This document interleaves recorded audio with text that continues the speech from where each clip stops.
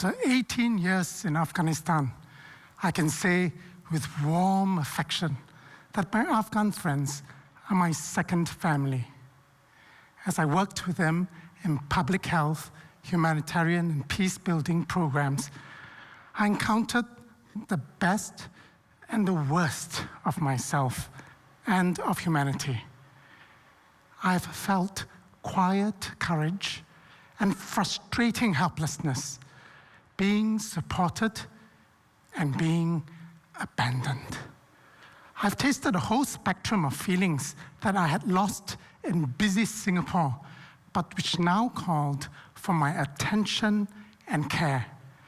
Just as I already had the good habit of brushing my teeth daily, I also needed diverse emotional self-care tools to brush my emotions every day. Before Afghanistan, I had focused on my physical and social health while ignoring or suppressing my emotions. My mom said that as a child, I had cried to get her love and attention. But after I started schooling, I began to suppress my tears because I believed that my emotions were signs of weakness. To succeed in this competitive world, I must grit my teeth and remain resolute and unperturbed. Worse, I thought that my emotions were separate from my intellect and that I needed to protect my cognitive reason from my unreliable feelings. A secondary school friend once told me that I was like a piece of wood, because when good friends shared their problems with me, I would tell them, this is how you can solve your problem. Solution number 1, 2, and 3. And don't be too emotional. If you feel sad, just get over it.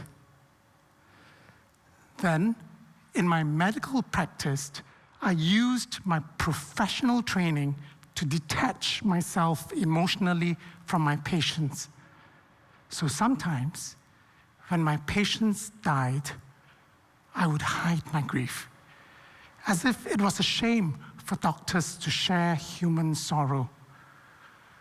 Without deeper reflection, I was pushing my emotions aside for business as usual. Then, bang, I walked into the Afghan refugee crisis at the Pakistan border in 2002, where there were an estimated 2 million Afghan refugees. There, I witnessed suffering on such a scale that I had to de-stress by crying. Only when I was alone at night, before I fell asleep, exhausted. I remember the petrified look of an Afghan refugee girl. She was hospitalized for a leg fracture, but her injury was clearly not just physical.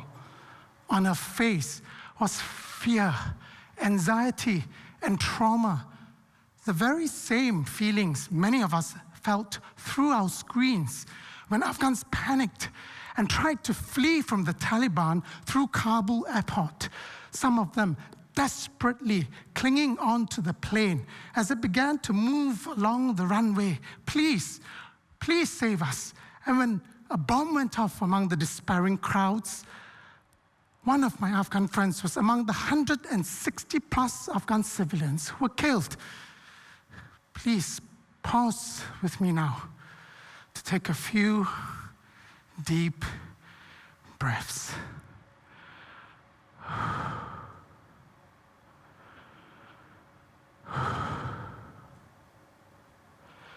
And in just these few moments, our heart rate and respiration slows down, and we can sense ourselves calming down a little. In medical school, I had already been introduced to how deep breathing is a tool that shifts our nervous bodies from fight or flight mode to rest and digest mode. But this never became so necessary for me until my time with Afghans who have had to fight or flee for over a few stressful decades. Feeling afraid, sad, happy, or other emotions is a natural part of life, which is important for us to survive and thrive from birth to death. But it seemed to me that I had been functioning like a competent robot in urban Singapore, whereas in Afghanistan, my feelings were more obvious and had important effects on my daily interactions. I had confronted my very raw inner self, which made me feel somewhat strange, yet more alive. Had I been holding back an essential part of my humanity? Unfortunately, as my feelings awoke each day, I still wasn't giving enough attention to them or valuing them. When I buried my minor irritations at someone for not washing the dishes, my irritations would lead to arguments. And when I tried to stay brave after receiving threats to harm me, my fears would lead to anger against a background of bomb explosions, gross corruption, and our water wells drying up from climate change. My minor and major emotions built up in me as chronic trauma. My rage was simmering like a volcano within me, and soon I was angry at small things like white lies and big things like systemic poverty. And my anger was mixed up with other unaddressed feelings like disappointments, worries, and wanting programs to succeed. Then, every 2 or 3 months, my volcano would erupt in furious shouting. Of course, it broke me, and it strained and tested my relationships, including my relationship with an Afghan friend I'll call Dove. I had fallen ill. I had experienced merely a fraction of the psychological stress that 70% of Afghans are reported to suffer from. Yet I struggled to heal over 5 dark years. It didn't help that initially I started to hate myself. How could I, a doctor, a humanitarian, or peace builder, shout at my friends in anger? I wanted to find healing. I took a hard look at post-traumatic stress and other psychological crises. I needed answers and had to be like a medical student again to review the basics of emotional health care. But perhaps more basic than that, I needed to restore the emotions that made me human. There were many self-care tools available. So as I explored what would work for my personal healing, I formed simple ABCs to help myself find my way. I had to attend to my anger without judging it, myself, or Dove. And boy, it wasn't easy for an emotional infant like me. I could only do so if my body and mind was calm enough through deep breathing, mindfulness, or other means. When I could attend to my anger without judging, like a caring doctor would attend to a patient, I would gradually become more emotionally connected, aware, literate, and intelligent, all important stepping stones towards emotional resilience. But when I couldn't attend to my anger, my distressing eruptions at Dove and others would be more frequent, harming them greatly. Dove had his own deep trauma too, and we kept getting on each other's nerves. My subsequent apologies for forgiveness, including from Dove, was perhaps too late. I also applied different natural balms. The daily physical balms of healthy food, water, exercise, and sleep were indispensable, and so were my social balms of spending time with Dove and my Afghan friends in green gardens or on the majestic Afghan mountainsides. Playing indoor soccer was my social balm too, on condition that I played without wanting to win. As for my emotional balms, I applied what I had used from my teenage years in Singapore, which was journaling and listening to my favorite tunes.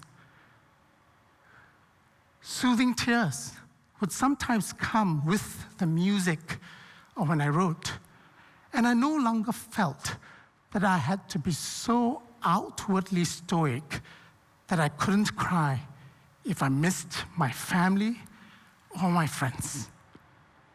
And finally, I learned to care for myself every day so that I could be well enough to care for others too, and to care for the mountains and rivers that Dove and I would go to for refreshment. I realized how connected my personal well-being was to the well-being of others, the human family, and the earth. I could not be well on my own. When I was down and out, I had to fall back on the most powerful value I could rely on, love for all. Caring for self and for all was not a cliche for me, but an essential practice. Though my healing was progressing far too slowly for me to make amends with Dove, I knew I shouldn't give up. As the Afghan-American physician and author of Kite Runner wrote, of guilt and betrayal between two best friends, there is a way to be good again. 2 US psychologists and trauma healing practitioners started visiting us in Kabul twice a year. They would advise us, care for your emotions every day, every night, or a few times a day if you need to. More personally to me, they encouraged me to recognize my anger as a normal emotion that I could channel towards positive change. They shifted me away from self-judgment and hate, and from my place of brokenness, I've been grateful for the chance to share trauma healing skills with my Afghan friends. So why did I need emotional health care every day and not just every now and then? Well, because it was important for my physical health too. A year after my time among Afghan refugees in 2002, my Singaporean dentist told me in my annual checkups that I was developing dental cracks and fissures. I had been subconsciously grinding my teeth in my sleep from chronic stress. He made me a dental brace to prevent further physical damage, but I just couldn't get used to sleeping with the brace on, so eventually he had to repair my visible dental fissures caused by my invisible emotional pressures. I could see and touch my broken teeth, and in fear of the pain of toothaches, I would brush my teeth every day to remove the tasty Afghan or Singaporean food that got stuck. But because I couldn't physically see my stuck emotions or my emotional pain, I didn't bother with my feelings. In my primary school days, my schoolmates and I would squat next to the drain after the recess period to brush our teeth. But public health practices had not yet been implemented to instill the habit of caring for our emotions daily. Brushing our teeth was already a practice globally thanks to our ancestors who had been using primitive toothbrushes and toothpaste for more than 5,000 years. And when the world understood more about the science of dentition, other tools like dental floss was introduced 200 years ago. So it has taken us millennia to establish this healthy dental habit. It has also taken us millennia to grasp what our emotions are and who we are. But finally, the rapidly growing science of emotions is helping us to understand the importance of our well-being. We're very lucky that the time for emotional health care as a necessary daily healthcare practice has arrived. I've been looking at evidence presented by scientists like Damasio, Lisa Feldman, and many others. And now, the COVID-19 pandemic has revealed to our own eyes our glaring psychosocial needs.